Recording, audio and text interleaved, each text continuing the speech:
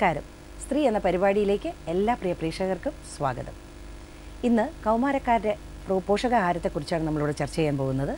എന്നോടൊപ്പമുള്ളത് Kerala state health സർവീസസിലെ nutrition സ്പെഷ്യലിസ്റ്റായ doctor Anitha മോഹനാണ്.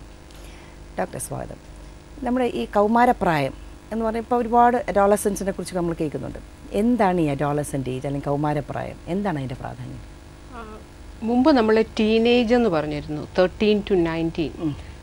പക്ഷേ ഇന്ന് നമ്മൾ ഒരു 10 വയസ്സ് മുതൽ 19 വയസ്സ് വരെ പ്രായമുള്ളതിനെയാണ് നമ്മൾ കൗമാരം അല്ലെങ്കിൽ അഡോളസൻസ് എന്ന് പറയുന്നത്. ശരി. അതിൻ്റെ പ്രാധാന്യം എന്താണെന്ന് പറഞ്ഞാൽ ഒരു ട്രാൻസിഷണൽ സ്റ്റേജാണ്. കുട്ടിയെ അല്ല, പ്രായപൂർത്തിയായവരും അല്ല എന്നുള്ള ഒരു ട്രാൻസിഷൻ സ്റ്റേജാണ്. പിന്നെ വളരെ ഒരു ഗ്രോത്ത് സ്പേർട്ട് ഉള്ള ഒരു സമയമാണ്. പല തരത്തിലെ ശാരീരികമായിട്ടും മാനസികമായിട്ടും ഉള്ള എല്ലാ തരത്തിലുമുള്ള ഡെവലപ്മെൻറ്റ് നടക്കുന്ന ഒരു സമയമാണ്.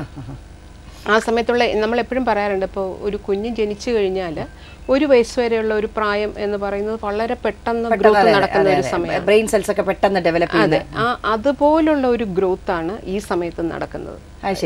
പിന്നെ മറ്റൊന്ന്, വളരാനായിട്ട് അവർക്ക് കിട്ടുന്ന ഏറ്റവും അവസാനത്തെ ഒരു ചാൻസ് എന്ന് നമുക്ക് പറയാം. ഈ 20-21 വയസ്സ് വരെയാണ് ശരിക്കും പറഞ്ഞാൽ ശാരീരികമായിട്ടുള്ള വളർച്ച ഏറ്റവും കൂടുതൽ നടക്കുന്നത്. അതെ, നമ്മൾ പറയുമല്ലോ പെൺകുട്ടികൾ 18 വയസ്സ് വരെ പൊക്കാൻ വെക്കും, ആൺകുട്ടികൾ ഒരു 21 വയസ്സ് വരെ പൊക്കാൻ വെക്കാൻ ചാൻസ് ഉണ്ട്. അതെ.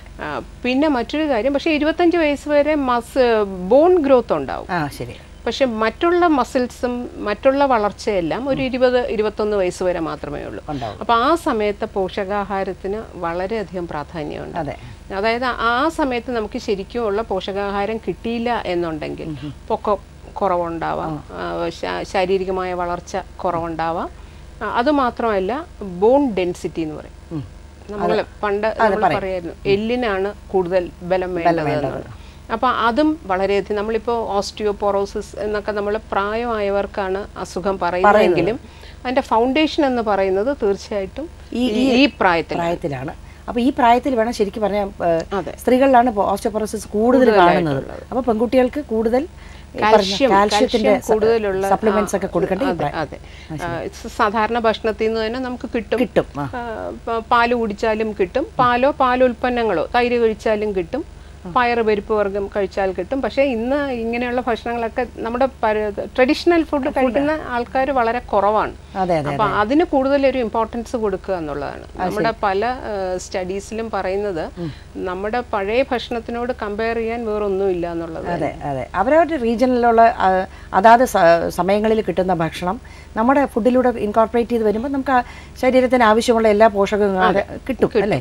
അത് പക്ഷേ എന്ത് പറ്റുന്ന ഈ കുട്ടികൾക്ക് അവർക്ക് സ്വാദിൻ്റെ പിറകെയാണ്. അങ്ങനെ വരുമ്പോഴാണ് പലപ്പോഴും അവർ ഈ എന്താ പറയുക ജങ്ക് ഫുഡിലോട്ട് അല്ലെങ്കിൽ ഫാസ്റ്റ് ഫുഡിലോട്ടുള്ള ഒരു പ്രിയം വരുന്നതും ഈ പ്രായത്തിൽ കാണുന്നുണ്ട്. എത്രമാത്രം അപകടകാരികളാണ് ഇത്? എന്താണ് ഈ വാസ്തവത്തിൽ ജങ്ക് ഫുഡൊന്നും നമ്മൾ ഫാസ്റ്റ് ഫുഡ് എന്നൊക്കെ പറയുമ്പോൾ ആൾക്കാർ അങ്ങനെ അങ്ങ് പറഞ്ഞങ്ങ് ഒരു ലെവലങ്ങ് തള്ളുകയുള്ളൂ. പക്ഷേ എന്താണ് അതിനെക്കൊണ്ടുള്ള കുഴപ്പം? എന്താണ് ജങ്ക് ഫുഡ്? ജങ്ക് ഫുഡ് എന്ന് പറഞ്ഞാൽ ആദ്യം ഫാസ്റ്റ് ഫുഡ് പറയാം.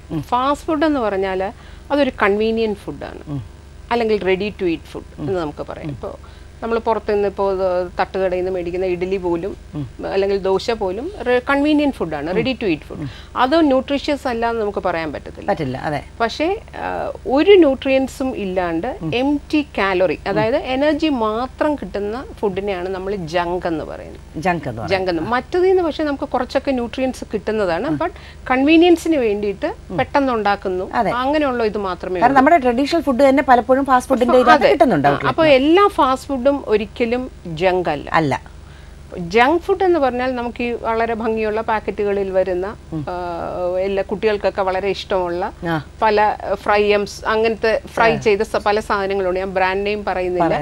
അതുപോലെ ഫിസി ഡ്രിങ്ക്സ് എന്ന് പറയുന്ന കൊള ഡ്രിങ്ക്സ്, അതൊക്കെയാണ് ശരിക്കും പറഞ്ഞാൽ ജങ്ക്. അപ്പൊ അതിലെന്താന്ന് പറഞ്ഞാൽ കാലോറി കൂടുതലായിരിക്കും, എനർജി കൂടുതലായിരിക്കും, വേറെ ഒരു ന്യൂട്രിയൻസും ഇല്ല. പക്ഷെ ഈ എനർജി കൂടുതലായാലും ഓവർ വെയിറ്റ് വരാം. അതെ, അതൊരു വലിയ പ്രശ്നമാണ് ഇപ്പം. അതൊരു ഫുഡായിട്ട് ആരും കൺസിഡർ ചെയ്യാറില്ല. ഇപ്പൊ ഇടയ്ക്ക് ഒരു സ്നാക്ക് ആയിട്ടായിരിക്കും ചിലപ്പോൾ കഴിക്കുന്നത്. അത് കഴിക്കുമ്പോൾ ചിലപ്പോൾ ഒരു 400 കാലോറി കിട്ടും. അപ്പോൾ നമ്മൾ വിചാരിക്കുന്നത് ആ ഫുഡൊന്നും കഴിച്ചിട്ടില്ല എന്നുള്ളതിലാണ്. പിന്നെ കഴിക്കുമ്പോൾ എക്സസ് ആവാം. അതുപോലെ തന്നെ ഈ ഫിസി ഡ്രിങ്ക്സ് എന്ന് പറയുന്ന അതിലും മുഴുവൻ അത് തന്നെയാണ്. ഒരു ഫുഡ് കഴിച്ചതായിട്ട് നമുക്ക് തോന്നില്ല, ഒരു ഇൻസ്റ്റന്റ് എനർജി കിട്ടുന്നുള്ളത് മാത്രമേ ഉള്ളൂ. അതിനകത്ത് ഒരു വൈറ്റമിൻസോ മിനറൽസോ യാതൊന്നുമില്ല. എംറ്റി കാലോറി എന്ന് പറയും, ശൂന്യമായ ഊർജം മാത്രം. അത്രേ ഉള്ളൂ. അതിനെക്കൊണ്ട് ശരീരത്തിന് കിട്ടാവുന്ന ഒരു സാധനവും പോലും ഇല്ല. ഒരു നിമിഷ നേരത്തേക്കുള്ള ഒരു എനർജി ലെവൽ കൂട്ടും, അത്രേ മാത്രമേ ഉള്ളൂ. അതിൽ ഏറ്റവും പ്രധാനമായിട്ട് ഈ ഫിസി ഡ്രിങ്ക്സിലൊക്കെ ഉള്ള ഒരു പ്രോബ്ലം കമ്പനി തന്നെ പറയുന്നുണ്ട്, കമ്പനി CEO തന്നെ പറയുന്നുണ്ട് 200 ml 35 ഗ്രാം പഞ്ചസാര ചേർക്കുന്നു. 200 ml. അപ്പോൾ 1 ml ഈസ് 1 കാലോറി. 200 ml കഴിച്ചു കഴിഞ്ഞാൽ അവിടെ 200 കാലോറി കയറും. അതാരും മനസ്സിലാക്കുന്നില്ല. അപ്പൊ ഇത് മനസ്സിലാക്കേണ്ട കാര്യം വല്ലപ്പോഴും ഒരിക്കൽ ഒക്കെ ആവാം ഈ ജങ്ക് ഫുഡ്. പക്ഷെ റെഗുലർ ആയിട്ട് ഒരു മീല് അങ്ങനെ ഒരു ഫ്രൈ ഇത് ചെയ്തുള്ള പാക്കറ്റ് ഫുഡ് വാങ്ങിച്ച് കഴിക്കുകയോ അല്ലെങ്കിൽ ഫിസി ഡ്രിങ്കുമായിട്ട് കോമ്പിനേഷനിൽ കഴിക്കുകയോ ഒക്കെ ചെയ്ത് കഴിഞ്ഞാൽ ഒരു വിധത്തിലുള്ള ഗുണവും ആ ശരീരത്തിന് അതിൽ കയറുന്നില്ല. ഇതൊരു ഹാബിറ്റായിട്ട് മാറ്റിയിട്ടുള്ള കൗമാരപ്രായക്കാരുടെ കാര്യം പിന്നെ പറയാനുമില്ല അല്ലേ. പ്രത്യേകിച്ചും നമ്മുടെ ഇപ്പോഴത്തെ സ്കൂൾ ടൈമിങ്സ് എന്ന് പറയുന്ന ഒന്നും ശരിയല്ല. കുട്ടികളുടെ ഒരു മീലും ശരിയല്ല. അതുകൊണ്ട് തന്നെ രാവിലെ സ്കൂളിൽ പോകണം, അപ്പൊ എന്തെങ്കിലുമൊക്കെ കഴിച്ചിട്ട് അപ്പൊ എണീക്കാൻ ചിലപ്പോൾ താമസിക്കും. നമുക്കൊരു വിശപ്പ് ഉണ്ടാവണമെന്നുണ്ടെങ്കിൽ ഒരു 10-15-20 മിനിറ്റ് വേണം.